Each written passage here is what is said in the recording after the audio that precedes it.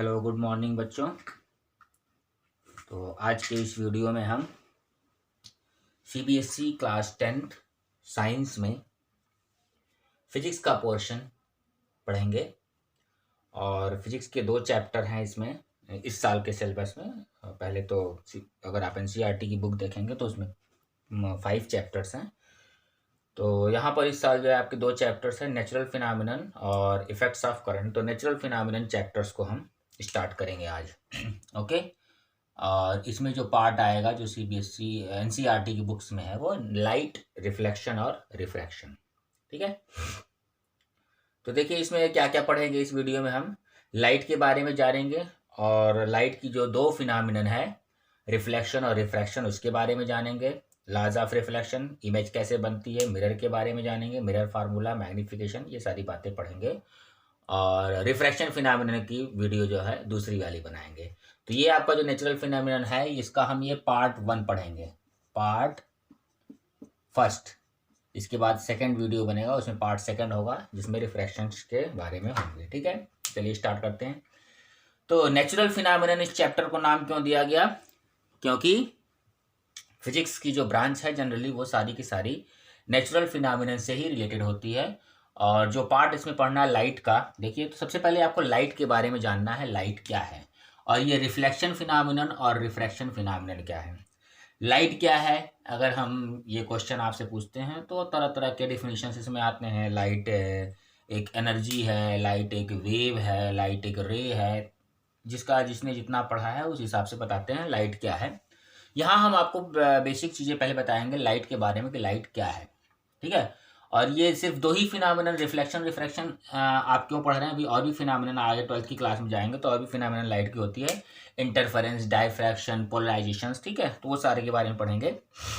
सबसे पहले आपको जानना है कि लाइट है क्या। तो लाइट को जानने से पहले थोड़ा सा आप अगर अपने बैक क्लास में जाइए, 9th क्लास में, तो वहाँ आपने साउंड के बारे में पढ़ा था। तो साउंड जो है वहाँ पर आपको बताया गया था कि साउंड क्या है, और उसी से मैं थोड़ा सा इंट्रोडक्शंस दे देते हैं हम, लाइट भी क्या है। ठीक है, साउंड जो सुनाई दे, लाइट जिससे दिखाई दे। ठीक है, वो भी एक एनर्जी है, साउंड भी एक एनर्जी है, लाइट भी एक एनर्जी है। बहुत ही क्लोज रिलेशन है दोनों में, साउंड एंड लाइट में। एक ऑडियो है, एक को कहते हैं ऑडियो, और दूसरा होता है वीडियो। ऑडियो मीन्स जो सुनाई दे और वीडियो मीन्स जो दिखाई दे। ठीक है, तो थोड़ा सा देखिए जानना क्या है कि light and sound both are energy, but दोनों एनर्जी में डिफरेंस है। ठीक है, वैसे तो कहते हैं कि इस यूनिवर्स में एनर्जी ही सब कुछ है। ठीक है, एनर्जी से ही रिप्रोडक्शंस होता है और एनर्जी से ही डिस्ट्रक्शंस भी होता है।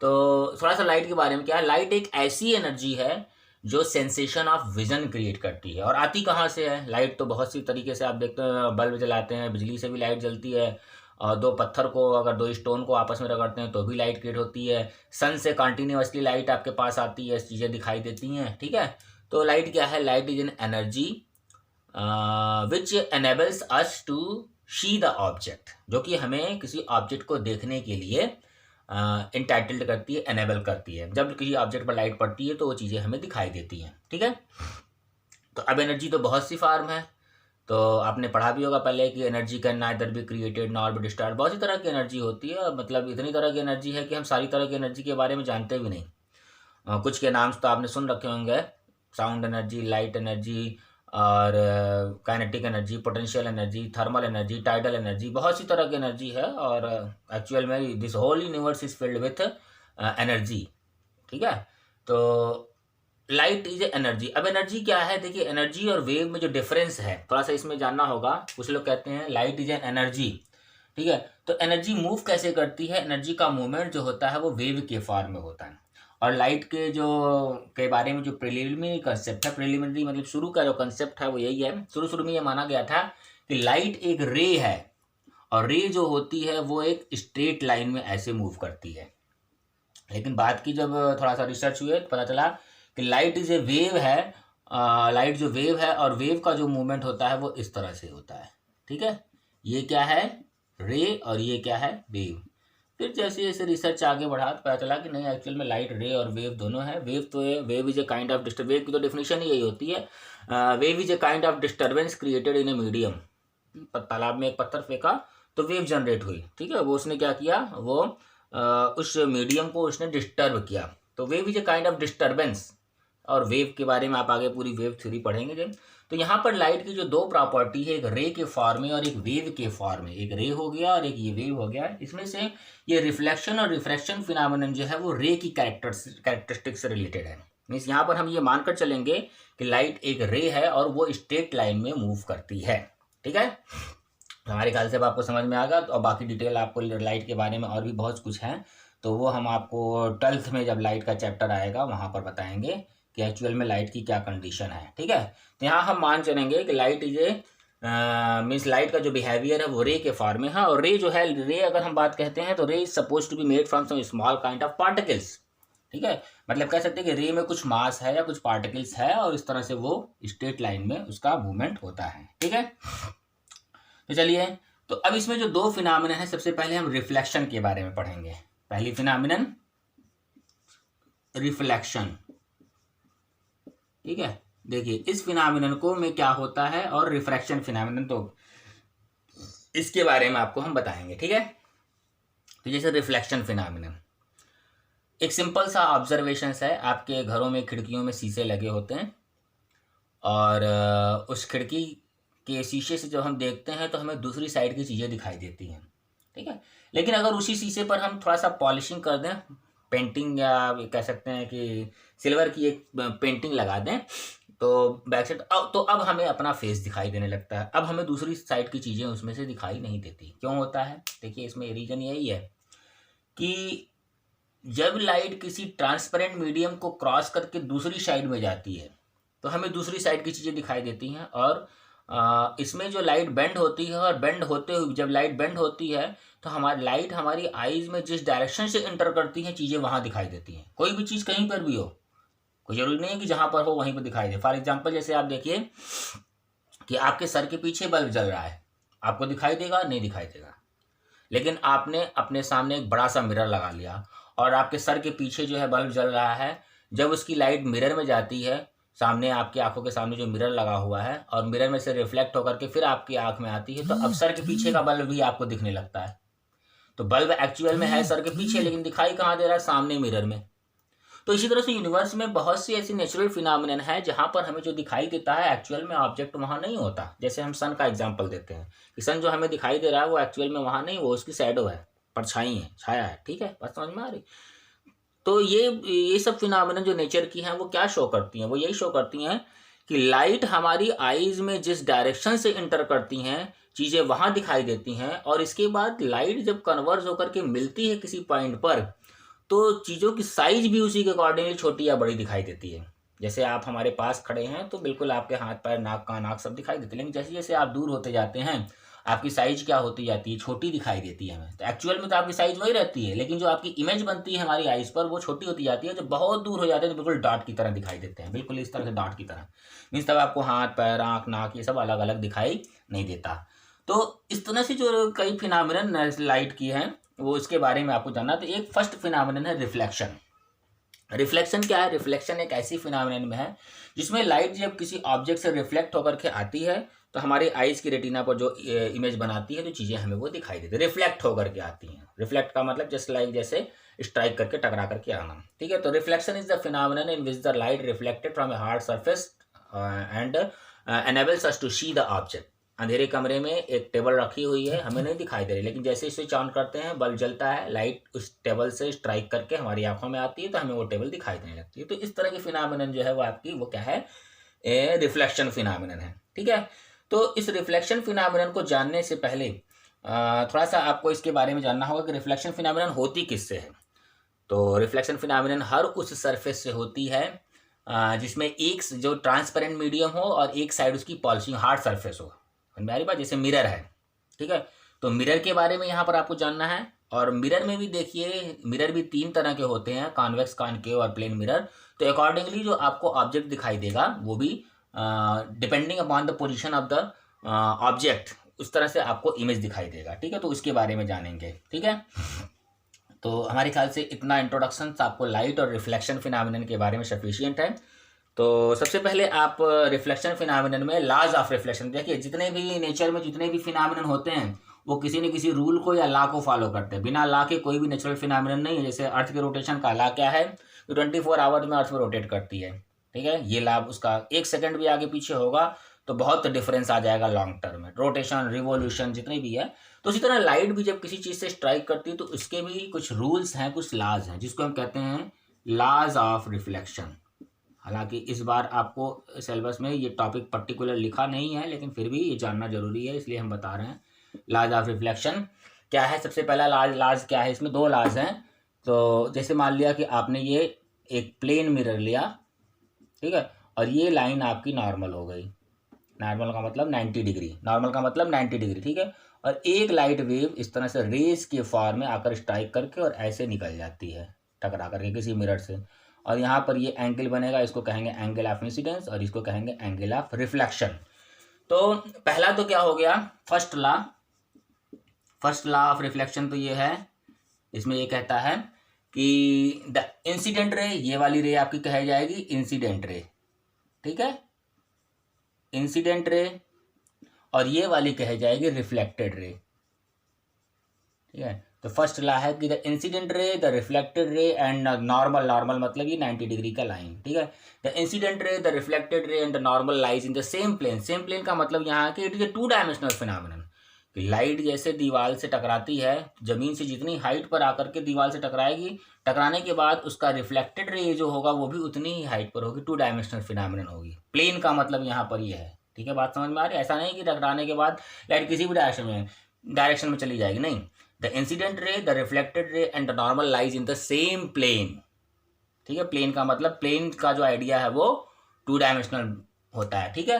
तो ये फर्स्ट लॉ हो गया। इसके बाद सेकंड लॉ जो बात कहती है, सेकंड लॉ है, हम लॉ के बारे में ज़्यादा डिटेल में नहीं जाएंगे, ठीक है। तो सेकंड लॉ जो है वो क्या कहता है कि the angle of incidence is equal to the angle of reflection. Mean light जिस एंगल पर स्ट्राइक करेगी उसी एंगल पर उसका रिफ्लेक्शन होगा। तो ये सिंपल से 2 लॉज हैं जो आप हमारे ख्याल से आप लोगों ने पढ़ा भी होगा, नहीं पढ़ा है तो जो बिगिनर्स हैं उनके लिए सही है, जो स्टार्टिंग कर रहे हैं अभी पढ़ना। तो angle of incidence is equal to angle of reflection, ये 2 लॉज हैं, ठीक है। तो अब आपको मिरर के बारे में पढ़ना है और मिरर के जो फार्मूला है उसके बारे में, और कैसे मिरर में इमेज बनती है इसके बारे में जानना है। तो ये सारी की सारी फिनोमिनन रिफ्लेक्शन से रिलेटेड है, ठीक है। और रिफ्लेक्शन में हमने बताया था कि रिफ्लेक्ट होने के बाद लाइट जिस डायरेक्शन से आपकी आइज में एंटर करती है चीज़ें वहाँ पर दिखती हैं। जैसे एग्जांपल अभी हमने दिया था कि सर के पीछे बल्ब हो तो हमें सामने मिरर में दिखाई देती है। अब दोनों में जो इमेज दिखाई दे रही है बस यही है कि बल्ब जो हमें मिरर के अंदर दिखाई दे रहा है वो क्या है, एक वर्चुअल इमेज है, और डायरेक्टली अगर हम बल्ब को देखते हैं तो वो एक रियल है, ठीक है। बल्ब अगर सर के सामने जल रहा है तो रियल इमेज बन रही है, सर के पीछे जल रहा है और हम सामने मिरर लगाकर देख रहे हैं तो वो क्या हो गया, वर्चुअल हो गया, क्योंकि मिरर के अंदर तो कोई बल्ब नहीं है, ठीक है। तो वो वर्चुअल इमेज हो गई।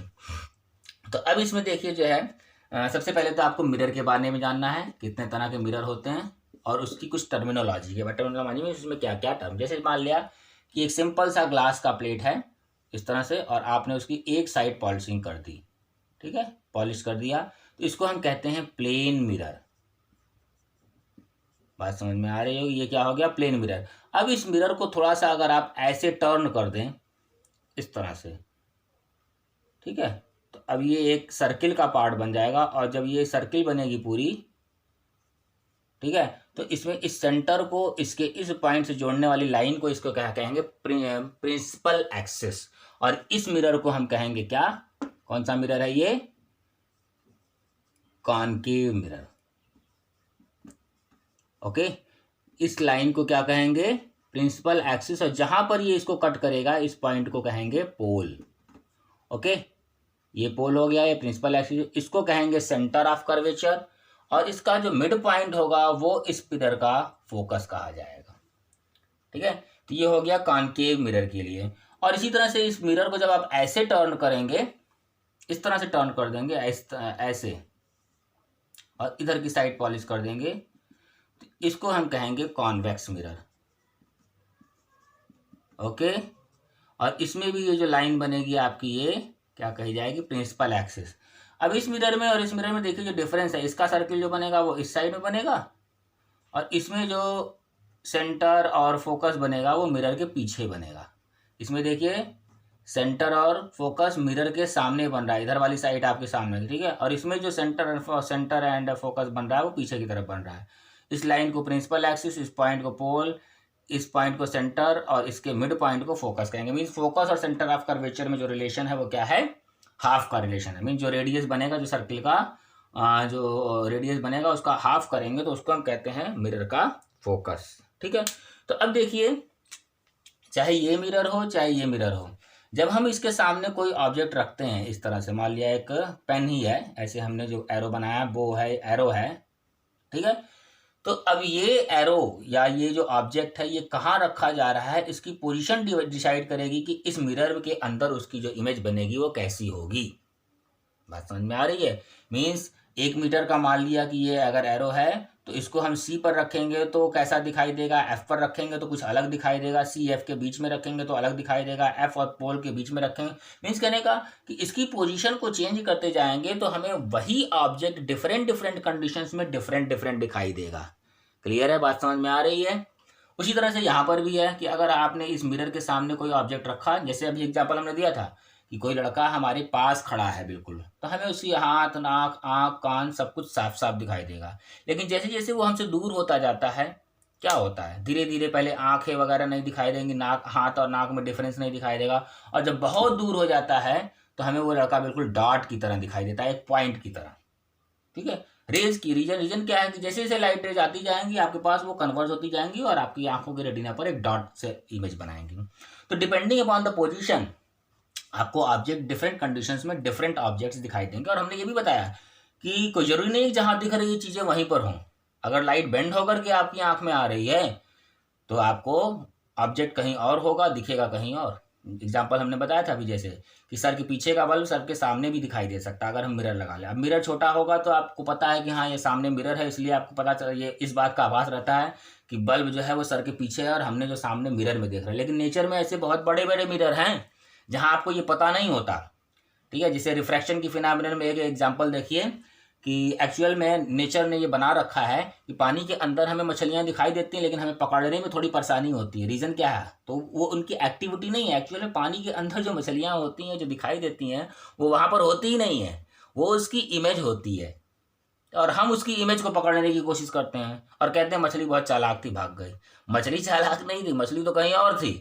आप जो देखकर पकड़ने की कोशिश करते हैं वो तो उसकी इमेज होती है, रिफ्रैक्शन की फिनोमेनन के कारण होता है, वो रिफ्लेक्शन का नहीं है। अभी आएगा रिफ्रैक्शन का फिनोमेनन तो वहाँ बताएंगे। इसी तरह सन भी हमें जो दिखाई देता है वहाँ पर है नहीं, सन है कहीं और, वो इसकी इमेज है, क्योंकि लाइट बेंड होकर के हमारी आइज में आती है और बेंडिंग के बाद जिस डायरेक्शन से हमारी आइज में एंटर करती हैं चीज़ें वहाँ पर दिखाई देती हैं, ठीक है।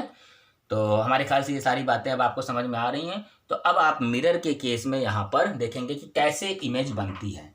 तो इमेज कैसे बनती है, एक एग्जांपल और भी आप देख सकते हैं कि जब कार को ड्राइव करते हैं तो कार के ड्राइवर के बगल में बाहर की तरफ एक मिरर लगा होता है, छोटा सा मिरर होता है, और पीछे से आने वाला जो बस होता है, ट्रक होता है, बहुत बड़ा होता है, लेकिन उसकी पूरी इमेज उसमें दिखाई देती है। क्यों दिखाई देती है, क्योंकि वो उसकी इमेज को छोटी करके बना देता है, ठीक है। तो देखेंगे कौन सा मिरर है, ये आएगा आगे उसमें, ठीक है। तो देखिए इसमें जो है रिफ्लेक्शन के फिनोमेनन, सबसे पहले तो आपको इमेज बनाने से पहले जानना रूल्स के बारे में, रूल्स ऑफ इमेज फॉर्मेशन। कुछ रूल्स हैं इमेज फॉर्मेशन के और इन्हीं रूलों को फॉलो करके आप इमेज को बनाएंगे। Rules of image formation in a mirror, okay. देखिए 4 रूल्स हैं, 1 बाय 1 हम सबको बताएंगे आपको। देखिए जैसे पहला रूल, फर्स्ट रूल क्या है कि जैसे मान लिया आपने ये कॉनकेव मिरर लिया, कौन सा मिरर है ये, कॉनकेव मिरर, ओके। और ये इसकी प्रिंसिपल एक्सिस हो गई।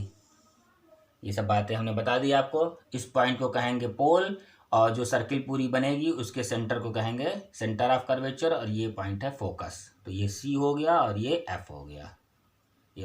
तो फर्स्ट रूल क्या कहता है कि a light rays parallel to the principal axis after reflection will pass through the focus और appear to pass to the focus, ठीक है। तो अगर कॉनकेव मिरर है तो पास करेगी, और अगर कॉन्वेक्स मिरर है इस तरह से तो अपीयर होगी। अपीयर का मतलब वहाँ पर एक्चुअल में जाएगी नहीं। अपीयर का मतलब वही, ऐसे समझिए जैसे हमने बताया कि एक तो बल्ब आपकी आंखों के सामने जल रहा है और एक बल्ब आपकी सर के पीछे जल रहा है, फिर भी हमें मिरर के अंदर दिखाई दे रही है, तो मिरर के अंदर अपीयर हो गई इसकी इमेज। ठीक है, तो ये आपने लाइट रेज ली, सॉरी ये प्रिंसिपल एक्सिस ड्रॉ किया, और अगर ये इस पर स्ट्राइक करेगा तो क्या होगा, इसका रिफ्लेक्शन इस तरह से होगा कि ये लगेगा कि फोकस से जा रहा है, इसका फोकस पीछे आएगा। ओके बेटा, तो ये आपका हो गया सेंटर ऑफ कर्वेचर। तो यहाँ पर तो एक्चुअल में लाइट रेज फोकस से जा रही है और यहाँ पर क्या हो रहा है, अपीयर हो रही है। तो मीन्स यहाँ पर जो इमेज बनेगी वो क्या होगी, वर्चुअल होगी, और यहाँ पर जो बनेगी वो रियल होगी। ठीक है, जस्ट एग्जांपल जैसे बताया कि बल्ब को आपने सीधे अपनी आंख से देख रहे हैं, रोशनी निकल रही है, तो वो बल्ब जो जल रहा है वो रियल है। लेकिन अगर मिरर लगा करके मिरर के अंदर देख रहे हैं तो मिरर के अंदर जो जलता हुआ बल्ब दिख रहा है वो क्या है, वो वर्चुअल है, क्योंकि मिरर के अंदर कोई बल्ब है नहीं। ठीक है, तो वर्चुअल रियल इमेज का की मीनिंग हमारे ख्याल से आपको समझ में आ रही है। तो फर्स्ट रूल क्या है इसका, कि a ray parallel to the principal axis after reflection will pass to the focus और appear to pass to the focus. This is the first rule. ठीक है, सेकेंड रूल क्या है इसका, देखिए सेकेंड रूल में क्या है, एक एक करके हम बताते जाएंगे, आपको नोट करना होगा तो इस तरह से आप नोट भी करते जाएंगे। सेकंड देखिए, सेकंड रूल क्या है कि अगर कोई रेज फोकस से पास करने के बाद मिरर से स्ट्राइक कर रही है तो रिफ्लेक्शन के बाद वो पैरेलल हो जाएगी। मींस सेकंड रूल क्या है कि a ray after passing to the focus strikes the mirror. जैसे मान लिया ये फोकस है और कोई रेज फोकस से आकर के इस तरह से पास करती है, ठीक है, फोकस से पास करके और फिर मिरर से स्ट्राइक करती है, तो रिफ्लेक्शन के बाद क्या हो जाएगा, वो पैरेलल हो जाएगी।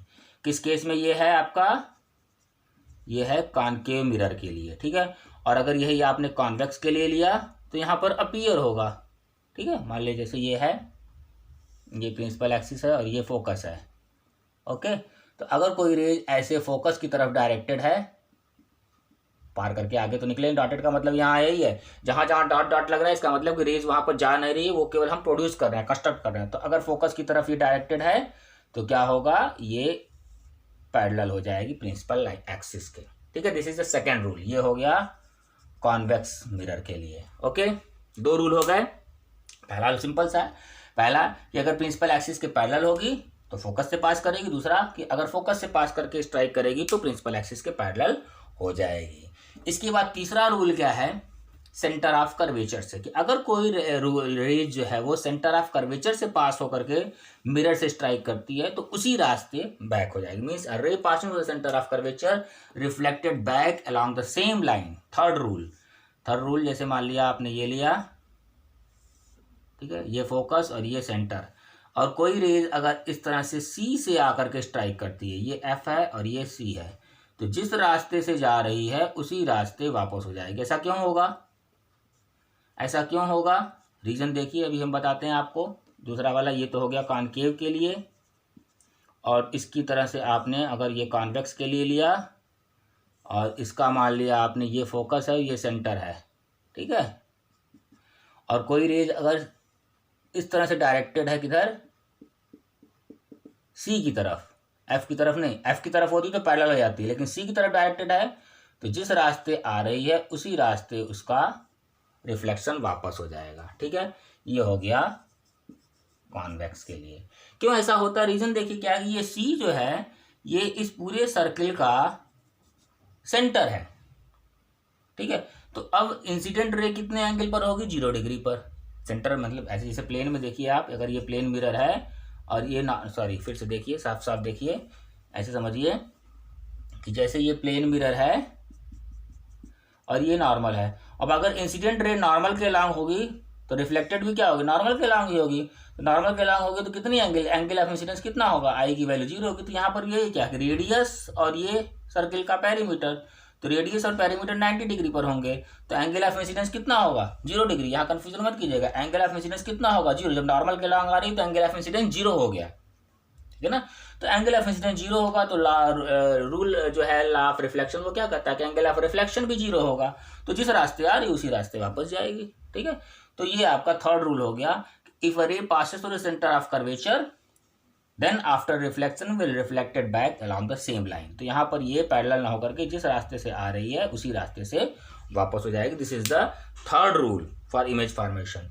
और इस तरह से फिर चौथा रूल, लास्ट फोर्थ रूल है कि अगर कोई रेज किसी मिरर पर ऑब्लिकली इंसिडेंट कर रही है तो उसका रिफ्लेक्शन भी ऑब्लिकली होगा, मीन जिस एंगल पर इंसिडेंट कर रही है उसी एंगल पर रिफ्लेक्शन होगा। फोर्थ रूल, मान लिया आपने ये लिया कॉनकेव मिरर, ठीक है, और ये इसका प्रिंसिपल एक्सिस। तो अगर कोई रेज इस तरह से आकर के इससे स्ट्राइक कर रही है तो इस तरह से उसका ऑब्लिकली जिस एंगल पर इंसिडेंट करेगी उसी एंगल पर इसका रिफ्लेक्शन भी होगा। इसी तरह से मान लिया आपने इसमें भी बनेगा, ठीक है, ये प्रिंसिपल एक्सिस लिया, कोई रेज आके स्ट्राइक कर रही है तो इसका रिफ्रैक्शन भी इसी तरह से होगा, ठीक है। तो ये 4 रूल हैं और इनमें से कोई भी 2 रूल लेकर के आप जो है इमेज के फॉर्मेशंस को इमेज को बना सकते हैं। और हर केस में देखेंगे आप कि एक ही ऑब्जेक्ट आपको डिफरेंट डिफरेंट कंडीशंस में डिफरेंट डिफरेंट इमेज बनाएगा और इसमें एक कंडीशन ऐसी भी आएगी जहां पर इमेज बनेगी ही नहीं, means you will become disappear. Means एक मिस्टर इंडिया वाला केस होगा कि वहां पर मिरर के सामने आप खड़े होंगे और आपको अपनी इमेज दिखाई भी नहीं देगी, ठीक है। तो देखिए कैसे कैसे बनाते हैं, इसमें रूल्स तो हो गए इमेज फॉर्मेशंस के। तो अब आप बनाएंगे image formation by a mirror. तो देखिए इसमें टोटल 8 कंडीशन बनेंगे, 6 कंडीशंस बनते हैं, लिख लेते हैं। नेक्स्ट क्वेश्चन है, नेक्स्ट पार्ट है इसका, image formation by a mirror, ठीक है। तो image formation by a mirror, इसमें 2 बनेंगे। पहला तो हो गया कॉनकेव मिरर और दूसरा हो जाएगा convex mirror, convex mirror, okay. Concave mirror में आपके टोटल 6 कंडीशंस बनेंगी और कॉनकेव में कॉन्वेक्स में 2 बनेंगी। कैसे 6 कंडीशन बनेंगी, कैसे 2 कंडीशन बनेंगी, पहले इसके बारे में जान लीजिए। जैसे मान लिया कॉनकेव मिरर लिया आपने, तो ये हो गया कॉनकेव मिरर, ठीक है, और ये हो गई प्रिंसिपल एक्सिस, इसमें ये फोकस हो गया, ये सेंटर ऑफ कर्वेचर हो गया C एंड F। तो 6 कंडीशंस क्या हो गई, पहली कंडीशन ये हो गई कि object is placed at infinity, means object बहुत दूर है और आपको डॉटेड बिल्कुल दिखाई दे रहा है, जैसे चांद तारे ये सब होते हैं बहुत दूर हैं। स्टार्स की बात करें, कहा जाता है स्टार्स की जो साइज है वो मून से भी बड़ी है, लेकिन स्टार्स हमें छोटे दिखाई देते हैं, सन से भी बड़ी है, ठीक है, स्टार्स की। तो रीजन क्या है कि वो स्टार्स बहुत दूर है, तो जैसे जैसे ऑब्जेक्ट दूर होता जाता है उसकी इमेज जो होती है वो छोटी होती जाती है। तो पहली कंडीशन ये हो गई कि when object is placed at infinity, ठीक है। दूसरी कंडीशन हो जाएगी क्या कि when object is placed beyond C but not at infinity, means कुछ साइज होगी जहां पर हमें ऑब्जेक्ट दिखाई देगा, ठीक है। थर्ड कंडीशन होगी when object is placed at C। Fourth condition होगी when object is placed between C and F। Fifth condition होगी when object is placed at F। और लास्ट कंडीशन होगी sixth, when object is placed between focus and pole. इसको आप पोल मान सकते हैं, ये पोल है, ठीक है। तो पहला infinity, second beyond C, third at C, fourth between C and F, fifth at F and sixth क्या हो गया, फोकस एंड पोल के बीच में। तो आप देखेंगे ये 6 कंडीशंस में जो है वो एक ही ऑब्जेक्ट आपको डिफरेंट डिफरेंट कंडीशंस में डिफरेंट डिफरेंट साइज के डिफरेंट डिफरेंट नेचर्स के बनेंगे। बात समझ, कहीं पर सर उल्टा दिखाई देगा, मतलब सर नीचे पैर ऊपर दिखाई देगा, कहीं पर सर ऊपर पैर नीचे दिखाई देगा, कहीं पर आप छोटे दिखाई देंगे, कहीं पर बड़े दिखाई देंगे, और इवन एक कंडीशन तो ऐसी आएगी जहां पर आप दिखाई ही नहीं देंगे मिरर के सामने, ठीक है। तो ये 6 कंडीशन हम इसमें डिस्कस करेंगे। इसके बाद कॉन्वेक्स मिरर की बारी आती है। तो कॉन्वेक्स मिरर में 6 कंडीशन नहीं बनेगी। क्यों नहीं बनेगी, इसका भी रीजन जान लीजिए। इसमें सिर्फ 2 ही कंडीशन बनेगी। रीजन क्या है, देखिए कॉन्वेक्स मिरर में जो फोकस और सेंटर ऑफ कर्वेचर आ रहा है C सेंटर, वो मिरर के पीछे है, ठीक है। तो मिरर के पीछे कहीं पर भी ऑब्जेक्ट रखिए तो उसकी तो इमेज बनेगी नहीं। तो इसमें सिर्फ 2 ही कंडीशन बनेगी। एक क्या कि ऑब्जेक्ट इज एट इन्फिनिटी, और दूसरा क्या हो जाएगा, object is in front of mirror anywhere. In front of means यहाँ से यहाँ तक कहीं पर भी रखेंगे तो उसकी इमेज बनेगी। तो therefore here is only 2 conditions, once object is in at infinity and object is in front of the mirror. तो इस तरह से टोटल 8 कंडीशंस बनेगी इमेज फॉर्मेशंस की। और आपको जो है इसमें देखना है कि एक ही ऑब्जेक्ट कैसे, ऑब्जेक्ट मतलब समझ लीजिए जैसे आप ही हैं, आप ही एक ऑब्जेक्ट है, उसके सामने खड़े हो रहे हैं। तो फर्स्ट कंडीशन में आप इन्फिनिटी, तो अभी हमने एग्जांपल दिया था कि अगर आप बहुत दूर खड़े होंगे तो कैसे दिखाई देंगे, बिल्कुल पॉइंट की तरह, डॉट की तरह। तो उसी चीज को आपको यहाँ पर देखना है, ठीक है। तो चलिए 1 बाय 1 हम डिस्कस करते हैं। इसको कहते हैं रे डायग्राम, ठीक है। तो चलिए पहला पॉइंट, पहला क्या हो जाएगा कि when object is placed at infinity. तो आपको पता है कि जब ऑब्जेक्ट इन्फिनिटी पर होता है तो कैसा दिखाई देता है, चांद और तारे और ये सब स्टार्स वगैरह जो है वो छोटे छोटे दिखाई देते हैं, बिल्कुल पॉइंट के आकार के। तो क्यों होते हैं, क्योंकि रेज जो होती है वो कन्वर्ज होती जाती है धीरे धीरे, ठीक है। तो यहाँ पर भी वही कंडीशन है। पहले हम पहला लिख रहे हैं किसमें, कॉनकेव मिरर के लिए, ठीक है, कॉनकेव मिरर के लिए। तो पहला हमने इन्फिनिटी पर लिया, तो इन्फिनिटी पर मान लिया जैसे आपने ये लिया कॉनकेव मिरर, ये प्रिंसिपल एक्सिस, ठीक है। तो ये सी और ये एफ हो गया और ये सी हो गया, ठीक है। तो इन्फिनिटी पर, इन्फिनिटी से जनरली जो रेज आती है हम मानते हैं इन्फिनिटी से आने वाली रेज पैरेलल होती है। तो क्या हो जाएगा, एक रेज आपने इन्फिनिटी से ली पैरेलल आकर के, और ये कहाँ से जाएगी, फोकस पर मिल जाएगी, ठीक है। आपको बताया गया पहला रूल। दूसरा रूल फिर क्या होगा, एक रूल ये आपने पैरेलल लिया और यहाँ से ये दोनों आकर के फोकस में मिलेंगे, तो यहाँ पर आपकी इमेज बनेगी। और ऑब्जेक्ट कहाँ पर है, इन्फिनिटी पर, बहुत दूर है। तो कैसा, इस पॉइंट पर बन रहा है। अब इसमें आपको इसका इमेज का नेचर बताना होता है, और नेचर में 4 बातें होती हैं। अभी हम बताएंगे वो 4 बातें क्या होगी। तो ये तो पहला कंडीशन हो गया, ठीक है। अभी हम आपको 6 कंडीशन बताने के बाद तब नेचर के बारे में बताएंगे, तो आपको थोड़ा क्लियर हो जाएगा। मान लिया कि ये इन्फिनिटी वाला हो गया। अब सेकंड केस जो बनता है वो क्या है कि object is placed in front of mirror beyond C but not at infinity, ठीक है ना। तो मान लिया कि आपने ये लिया, ये प्रिंसिपल एक्सिस, ये फोकस और ये सी, ठीक है। तो आपने इधर वाला ये ऑब्जेक्ट ले लिया ए एंड बी, ठीक है। तो पहले आपने क्या लिया, एक rays parallel to the principal axis और ये फोकस से क्रॉस कर गया, ठीक है। दूसरा रेज मान लिया आपने फोकस से लिया, तो अब ये पैरेलल हो जाएगा, और ये जहाँ कट कर रहा है यहाँ पर इमेज आपकी ये बन गई, ठीक है। ये सी हो गया, ये एफ हो गया, और इसको हमने मान लिया image A dash B dash, ठीक है। तो यहाँ पर भी आपको नेचर बताना है। नेचर में अभी हमने बताया कि 4 बातें बतानी होती है इमेज की। अब दोनों को कंपैरिजन करके हम बताएंगे। देखिए पहले दूसरा वाला देख लीजिए, फिर पहला वाला समझ में आएगा। दूसरे वाले में जब आपने ऑब्जेक्ट की कुछ फाइनाइट साइज को कंसीडर किया, तो ये उसकी फाइनाइट साइज हो गई ए बी, और 2 रूल आपने लिए, parallel to the principal axis passes to the focus, पहला वाला, दूसरा फोकस से पास करके पैरेलल हो रही है। तो ये इमेज बन रही है A dash B dash. So what is the nature, nature में हमें 4 बातें बतानी है। पहली, where the image is formed, what is the size, real और वर्चुअल, इरेक्ट और इन्वर्टेड। रियल और वर्चुअल का मतलब कि अगर रियल में राइट रेज जा रही, जैसे भी एग्जाम्पल बताया था, अगर रियल का बल्ब हमें दिख रहा है जलता हुआ तो वो रियल इमेज हो गई, और बल्ब जल नहीं रहा है उसकी इमेज दिखाई दे रही मिरर के अंदर, तो वो वर्चुअल हो गया, ठीक है। तो रियल और वर्चुअल, एंड इरेक्ट और इन्वर्टेड। इन्वर्टेड का मतलब हो गया कि उल्टा बन रहा है, और इरेक्ट का मतलब हो गया सीधा बन गया। मिरर के सामने अगर आपका सर ऊपर पैर नीचे दिखाई दे रहा है और आप खड़े भी ऐसे ही हैं, तो वो हो गया इरेक्ट, ठीक है। और अगर आप किसी मिरर के सामने खड़े होते हैं और आपका सर नीचे और पैर ऊपर दिखाई देता है, तो वो क्या हो गया, इन्वर्टेड, ठीक है। तो अब यहां देखिए जो इमेज बन रही है वो क्या है, वेयर इट इज फॉर्म, कहां बन रहा है, बिटवीन सी एंड एफ, ठीक है।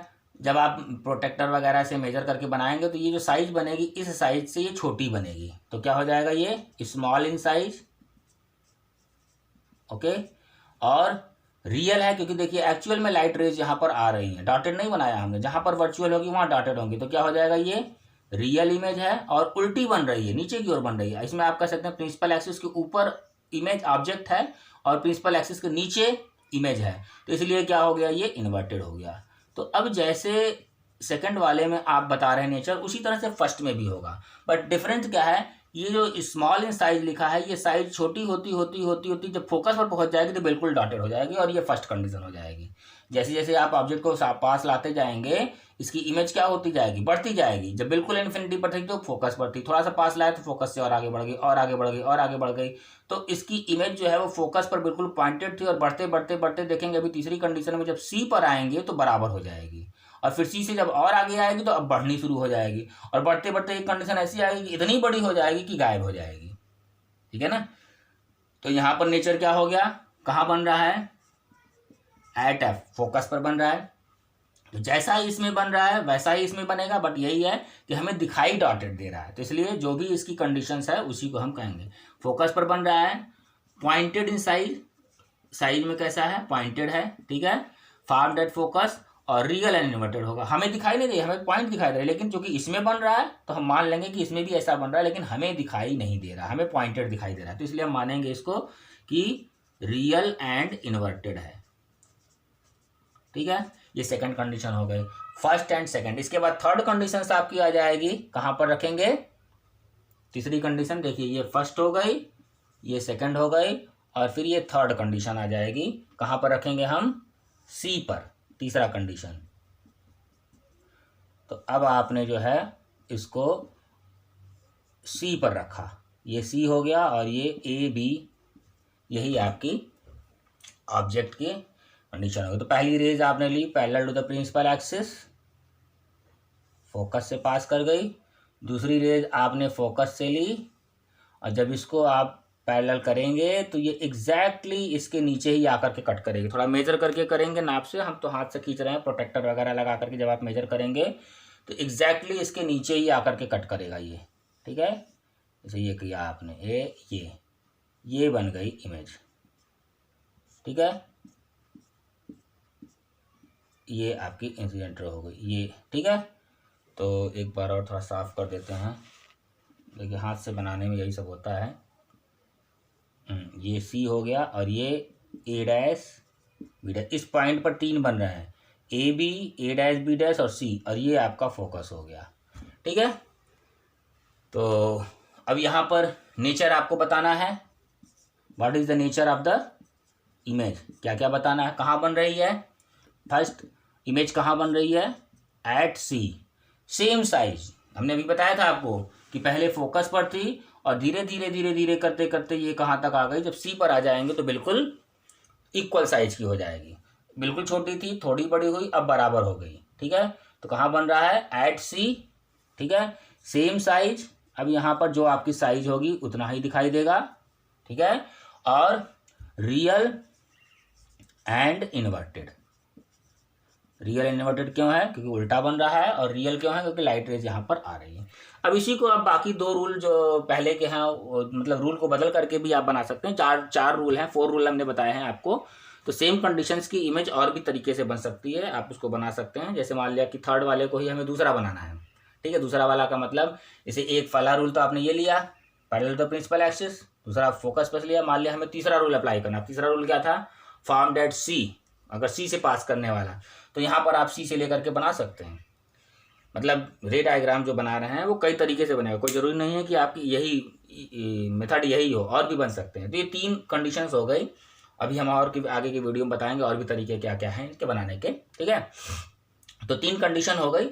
अब इसके बाद 4th कंडीशन आपकी आएगी, कौन सी?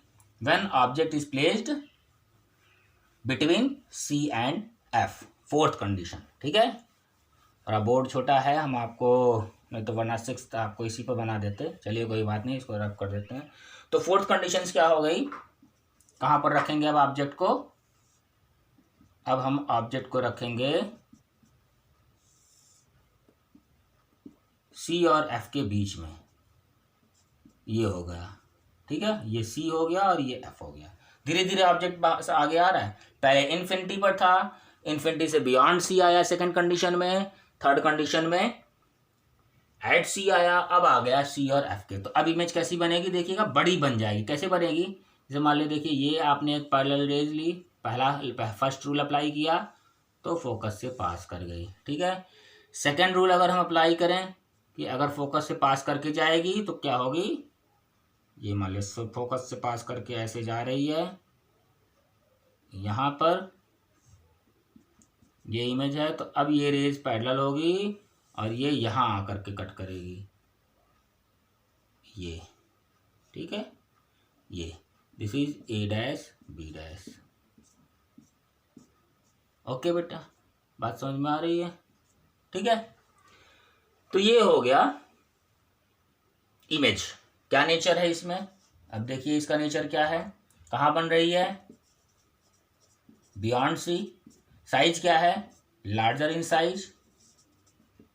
Okay, and real and inverted. Large बन रही है क्योंकि ये ऑब्जेक्ट है और ये इमेज बन रही है, तो छोटा ये है, ये बड़ा पीछे जा करके कट करेगा। यही अगर आप इसको इधर कर देंगे तो ये रेज जब पैरेलल होगी तो सी पर कट करेगी। ठीक है, तो लार्जर इन साइज, और क्या हो जाएगा?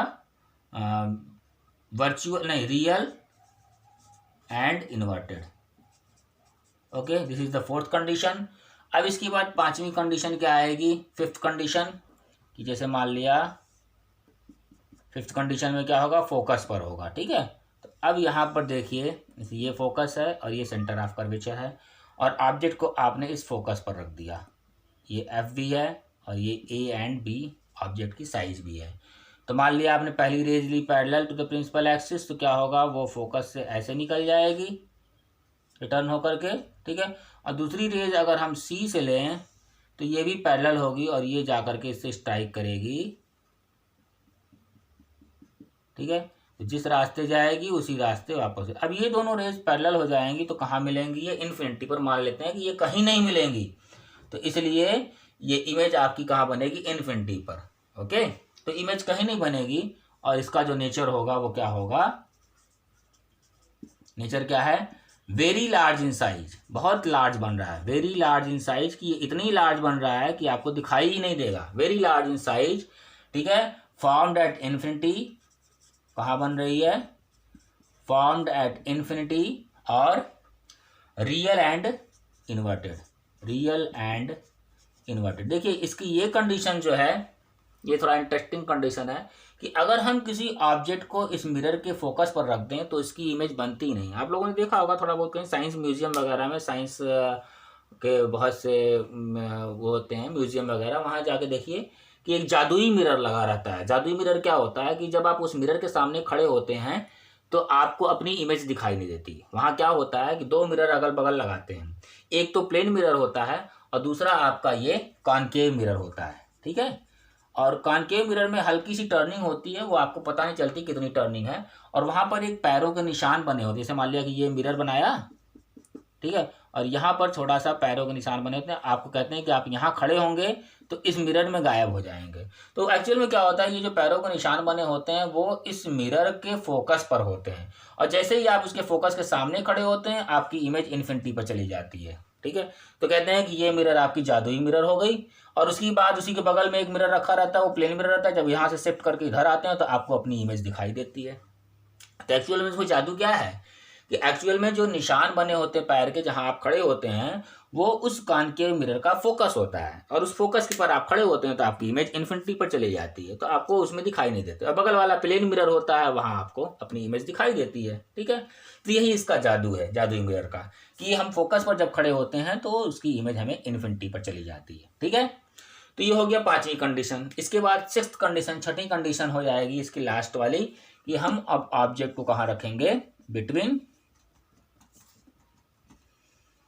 कहाँ पर, फोकस और पोल के बीच में। तो ये देखिए, ये मान लिया फोकस, ये सी, और यहाँ पर रख दिया आपने। ठीक है, तो अब देखिए यहाँ पर अगर पैरेलल वाली कंडीशन लेंगे तो ये ऑब्जेक्ट इसको रोकेगा, तो वो वाली कंडीशन में ले सकते हैं। क्या लेंगे, एक तो रेज आप ऑब्लिकली ले लेंगे और वो ऐसे डाइवर्ज कर जाएगी, और दूसरी आप जो है वो सेंटर से लेंगे तो ये भी डाइवर्ज ही कर रहेगी यहाँ, तो यहाँ पर कहीं नहीं मिलेंगी। तो अब इसको जो है आप जैसे यहाँ से बनाया ना, सी से जिस डायरेक्शन से जा रहे उसी डायरेक्शन से वापस हो जाएगी। तो अब इसको क्या करेंगे, हम पीछे प्रोड्यूस कराएंगे, तो ये दोनों रेज पीछे जा करके यहाँ पर मिलेंगी और ये इमेज बनेगी आपकी, पीछे जा करके यहाँ पर इमेज बन रही है। ओके, ये ए डैश, बी डैश, और ये आपका इमेज ऑब्जेक्ट हो गया ए बी। ओके, बात समझ में आ रही है। तो इस कंडीशन में देखिए थोड़ा सा चेंजेस आ रहे हैं लास्ट वाले में, when object is placed between focus and pole. तो अब इसके नेचर में क्या बताएंगे, कहाँ बन रही है। पहली बात, नेचर में कहाँ बन रहा है, ये बिहाइंड द मिरर, मिरर के पीछे बन रहा है, बिहाइंड द मिरर। ओके, कहाँ बन रहा है, मिरर के पीछे बन रहा है। और साइज क्या है, देखिए बड़ी बन रही है, तो larger in size, larger in size, बड़ी भी बनेगी। अब यहाँ देखिए रियल नहीं है, ये वर्चुअल है, क्योंकि रियल रेस तो ये आ रही हैं, हमने इसको प्रोड्यूस कराया है। तो क्या हो गया, यहाँ पर ये रियल ना होकर के अब ये वर्चुअल है, और इरेक्ट ना होकर के ये, सॉरी इन्वर्टेड ना होकर के ये इरेक्ट है। तो कितना सीधा बन रहा है, तो ये हो गया आपका इरेक्ट। तो इस तरह से 6 कंडीशंस में कॉनकेव मिरर में 6 डिफरेंट पोजीशंस में 6 इमेजेस बन रही हैं। हमारे ख्याल से आपको क्लियर होगा। कुछ बातें अभी इसमें और डिस्कस करने लायक हैं, हम डिस्कस करेंगे बाद में। ठीक है। जैसे ये आपने जो बनाई है रे डायग्राम, ये कई तरीके से बन सकते हैं। जो 4 रूल्स हैं उसमें से कोई भी 2 रूल लेकर के फॉलो करके आप इमेज डायग्राम को दूसरे तरीके से भी बना सकते हैं, ठीक है। तो ये हो गया कॉनकेव मिरर के लिए। अब इसके बाद आता है कॉन्वेक्स मिरर में। तो अभी हमने बताया था कि कॉन्वेक्स मिरर में सिर्फ 2 ही कंडीशंस बनेंगी। और क्यों बनेंगी? क्योंकि उसमें focus and centre of curvature जो है वो पीछे जाएंगे। तो उस 2 कंडीशंस को भी यहाँ डिस्कस कर लेते हैं। उसके बाद थोड़ा हम मिरर फार्मूला वगैरह और ये सब बातें ही बताएंगे, ठीक है। ज़्यादा बड़ा वीडियो ना बनने पाए इसलिए हम थोड़ा शॉर्टकट में करेंगे अभी। बाद में बाकी एक्सप्लेनेशन के लिए हम अलग से वीडियो बनाएंगे, ठीक है। पहले आप बेसिक्स जान लीजिए इसकी, ये बेसिक्स वीडियो बन रहे हैं। इसके बाद हम डीपली जाएंगे। फिर पहले बेसिक का वीडियो आप देख लीजिए, फिर इसके बाद इसके जो हायर ऑर्डर थिंकिंग के जो क्वेश्चन होंगे वो डिस्कस करेंगे, ठीक है। तो सेकंड जो है ये आपका हो जाएगा कौन सा मिरर? कॉन्वेक्स मिरर, ठीक है। तो कॉन्वेक्स मिरर में सिर्फ 2 ही कंडीशंस बनेंगी। पहली conditions, when object is at infinity. तो ये आपने ले लिया कॉन्वेक्स मिरर, और ऑब्जेक्ट इन्फिनिटी पर है तो इन्फिनिटी से जो रेज आ रही हैं वो क्या होंगी? इन्फिनिटी से, ठीक है। और क्या होगा? ये ऐसा इस तरह से डाइवर्ज होंगी कि ऐसा लगेगा कि ये फोकस पर आकर के मिल रही हैं, ठीक है। ये फोकस है आपका, तो ये इमेज बन जाएगा। यहाँ पर क्या है इसकी साइज? 1 मिनट, थोड़ा सा साफ साफ बना दें। क्या है इसमें? ये आपका पीछे की तरफ प्रोड्यूस कराएंगे तो लगेगा कि इन्फिनिटी पर जा रही हैं। तो ये हो गया फर्स्ट कंडीशन। सेकंड कंडीशन में देखिए दोनों बना लेते हैं, फिर नेचर हम डिस्कस करेंगे। सेकंड कंडीशन क्या हो जाएगी कि object is placed in front of mirror anywhere. Anywhere क्यों? क्योंकि कोई इसमें पॉइंट्स नहीं है, इसका फोकस एंड पोल पीछे की ओर होगा, ठीक है। तो ये आपने लिया एनीवेयर, कहीं पर। तो क्या होगा इसमें? देखिए एक रेज आपने पैरेलल लिया, इसका डाइवर्जेंस इस तरह से होगा, ये इस तरह से डाइवर्ज करेगी कि लगेगा फोकस से जा रहा है। और दूसरी रेज अगर आप सी की तरफ डाइवर्ट कीजिए, बिल्कुल इस तरह से कि सी की तरफ इंडिकेट है अगर ये, जो कि ये सी है, जो कि सी की तरफ इंडिकेटेड है, तो जिस रास्ते से आ रही है उसी रास्ते ये वापस हो जाएगी, ठीक है। और ये एफ है, तो यहाँ पर ये कट कर रहा है और ये इमेज बन रही है आपकी। ये this is A B and this is A dash B dash, ठीक है। ये दूसरी रेज है, यहाँ से सीधा फोकस सी की तरफ आपने इसको इंडिकेट किया, और ये पहली रेज है पैरेलल, ठीक है। तो देखिए सेकंड वाले में क्या बन रहा है कि जब सी की तरफ आपने इसको इंडिकेट किया, सी से ये, तो जिस रास्ते रेज आई उसी रास्ते वापस हो गई और यहाँ पर ये इमेज बन रही है। सो what is the nature of the image? क्या बन रहा है नेचर में? हमने अभी बताया था, 4 बातें बताते हैं। कहाँ बन रहा है? Behind the mirror. Behind the mirror बन रहा है। साइज क्या है? स्मॉल है। देख रहे हैं ये इतना ऑब्जेक्ट ये छोटा है, स्मॉल इन साइज। और वर्चुअल है कि रियल है? वर्चुअल है क्योंकि रेज तो वहां तक पहुंच नहीं रही हैं। तो वर्चुअल एंड इरेक्ट, इन्वर्टेड है, इरेक्ट है, ठीक है, सीधा बन रहा है। तो क्या हो जाएगा? ये इरेक्ट, ये इसका नेचर हो गया। तो जैसा ये बन रहा है नेचर वैसा ही यहाँ पर बनेगा। बस क्या है कि रेज जो है वो यहाँ पर चूँकि साइज हमें दिखाई दे रही है और यहाँ पर साइज बिल्कुल पॉइंटेड हो जाएगी, मतलब थोड़ा और दूर हो गया। ये चीज़ जो है ये बढ़ाते बढ़ाते आप इन्फिनिटी पर ले गए तो ये साइज छोटी होते होते फोकस पर बन जाएगी, ठीक है। तो जो भी नेचर आपका इसके लिए है वही नेचर यहाँ पर भी बनेगा, बस साइज जो है वो पॉइंटेड हो जाएगी। तो क्या नेचर हो जाएगा यहाँ पर? कहाँ बन रहा है? पहली बात पोजिशन तो हो जाएगी फाउंड एट फोकस, ठीक है, एट फोकस, फोकस पर बन रहा है, ठीक है। पॉइंटेड साइज में है, pointed in size, pointed in size और वर्चुअल एंड इरेक्ट, ठीक है, वर्चुअल एंड इरेक्ट, सीधी बन रही है। तो ये आपकी टोटल 8 कंडीशंस हो गई इमेज फॉर्मेशंस की लाइट रिफ्लेक्शन के चैप्टर्स में। ओके बेटा, तो अब इस तरह से आपको रे डायग्राम में कहीं से भी कोई भी न्यूमेरिकल्स आता है और उसमें अगर रे डायग्राम बनाने की बात कही जाती है कि न्यूमेरिकल सॉल्व करने के बाद रे डायग्राम आप बनाइए, तो न्यूमेरिकल्स की जो वैल्यूज़ होती है उस वैल्यूज़ को देख करके आप इन्हीं 8 में से उस कंडीशंस को फाइंड आउट करेंगे और उसका रे डायग्राम आप बनाएंगे, ठीक है। तो ये तो हो गए इमेज फॉर्मेशंस के बारे में, जिसमें टोटल 8 कंडीशंस हो गए। अब इसमें जो बातें आती हैं 2 चीज़ें और रह जाती हैं। एक तो मिरर फार्मूला और मैग्नीफिकेशन, ठीक है। तो मिरर फार्मूला क्या है कि जो हम ऑब्जेक्ट और इमेज इसमें बना रहे हैं मिरर को यूज करके, उसमें रिलेशन है पोजीशन ऑफ ऑब्जेक्ट और इमेज में। जैसे पूछा जाता है आपसे कि what is a mirror formula, तो सिंपल सी डेफिनेशन इसकी हम देते हैं कि mirror formula is a relation between position of object, position of image and the focal length of the mirror. तो एक सीधा सा फार्मूला केवल आपको यहाँ पढ़ना है, और कहाँ से आया कैसे आया ये आप आगे की क्लासेस में देखेंगे। यहाँ पर सिर्फ आपको जानना है। हमने बताया कि ये वीडियो आपका सिर्फ बेसिक्स के लिए है, और इसका जो डीप आप आगे और हायर ऑर्डर थिंकिंग के जो क्वेश्चंस देखेंगे वो आगे की वीडियो में देखेंगे। तो अभी हम सिर्फ बेसिक्स बता रहे हैं, ठीक है। तो ये जो है वो मिरर फार्मूला क्या है, उसको हम लिखते हैं 1/f is equal to 1/v plus 1/u। Okay, ये है मिरर फार्मूला। इसमें f क्या है, focal length of mirror, okay, and v image की पोजीशन और u ऑब्जेक्ट की पोजीशन। ओके, तो इस तरह से न्यूमेरिकल्स में आपको आते हैं सॉल्व करने के लिए। न्यूमेरिकल में थोड़ा प्रॉब्लम देखिए प्लस माइनस का होता है, तो आप इस बात को ध्यान में रखिए प्लस माइनस में क्या जो प्रॉब्लम आती है। जैसे मान लिया कि आपने एक कॉनकेव मिरर लिया है, ठीक है, तो कॉनकेव मिरर का फोकस इधर आता है।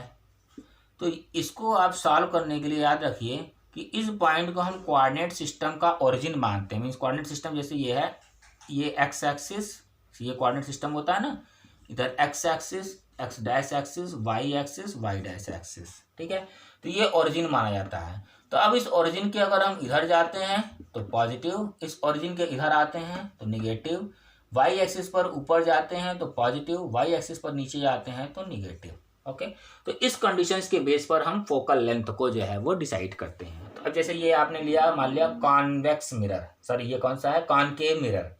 तो कॉनकेव मिरर में फोकस इधर की तरफ आ रहा था, इसलिए कॉनकेव मिरर का फोकस जो होगा वो हमेशा निगेटिव होगा, ठीक है। और अगर आप दूसरा वाला कौन सा हो जाएगा, कॉन्वेक्स मिरर, ठीक है ना, दूसरा वाला कॉन्वेक्स मिरर ले लिया आपने। तो अब देखिए कॉन्वेक्स मिरर में जो फोकस आ रहा है वो इधर आ रहा है, तो ये क्या हो जाएगा, इसका ये पॉजिटिव होगा, ठीक है। तो इस तरह से आप जो है जो भी न्यूमेरिकल सॉल्व करेंगे, अगर मिरर उसमें गिवन है तो आप प्लस माइनस लगा करके सॉल्व करेंगे, तो कभी भी आपका न्यूमेरिकल्स जो है वो गलत नहीं आएगा आंसर, ठीक है। कभी भी रॉन्ग आंसर उसमें नहीं आएंगे, इस बात को ध्यान में रखिएगा। और अगर मिरर के बारे में नहीं गिवन है तब आप विदाउट सिंबल प्लस माइनस आप उसको सॉल्व करके फोकल लेंथ निकालेंगे। और अगर फोकल लेंथ पॉजिटिव आ रहा है तो नेचर ऑफ मिरर के बारे में पूछा गया, सिंपल से बात है, फोकल लेंथ पॉजिटिव आ रहा है तो कौन सा मिरर होगा, कॉन्वेक्स होगा, और नेगेटिव आ रहा है तो कॉनकेव होगा, ठीक है। तो ये सारी बातें हो गई। अब इसके बाद जो लास्ट टॉपिक रिफ्लेक्शंस का आ रहा है वो है मैग्नीफिकेशन।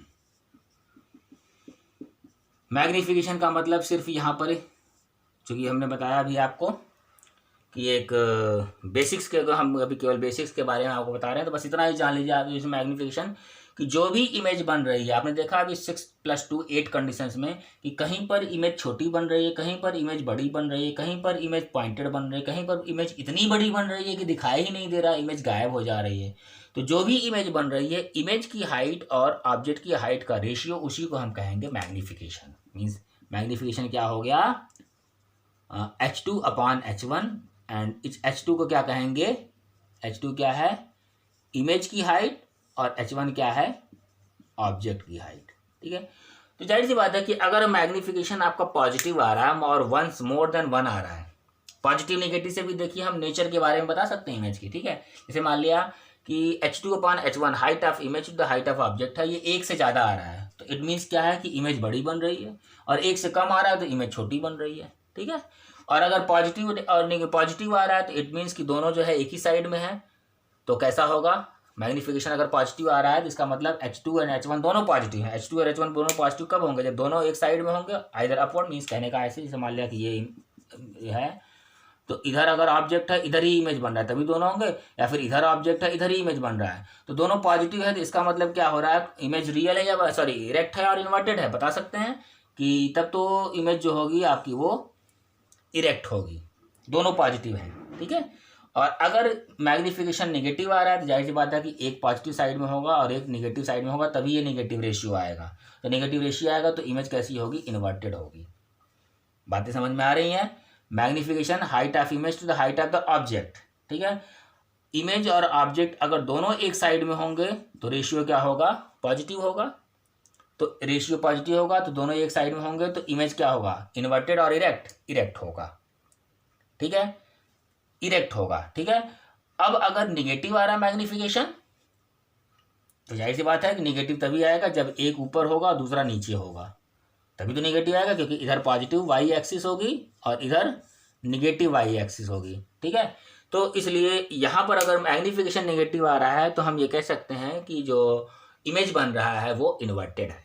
तो जितने भी इन्वर्टेड इमेज के केस होंगे वहाँ पर मैग्नीफिकेशन आपका निगेटिव आएगा, ठीक है। तो हमारे ख्याल से अब ये वीडियो थोड़ा ज़्यादा बड़ा हो रहा है तो इसको यहीं छोड़ते हैं। अभी इसका सेकंड वीडियो हम बनाएंगे, तब उसके बाद इसमें और हायर ऑर्डर थिंकिंग के क्वेश्चंस देखेंगे। और अभी रिफ्लेक्शन, ये तो सारा का सारा रिफ्लेक्शन से रिलेटेड फिनोमिनन है, और रिफ्रैक्शन की फिनोमिनन हम इसके आगे के सेकंड वीडियो में पार्ट सेकंड में पढ़ेंगे। ये आपका पार्ट फर्स्ट है, नेचुरल फिनोमिनन का पार्ट सेकंड करेंगे, उसमें हम रिफ्रैक्शन फिनोमिनन की बेसिक्स के बारे में बताएंगे।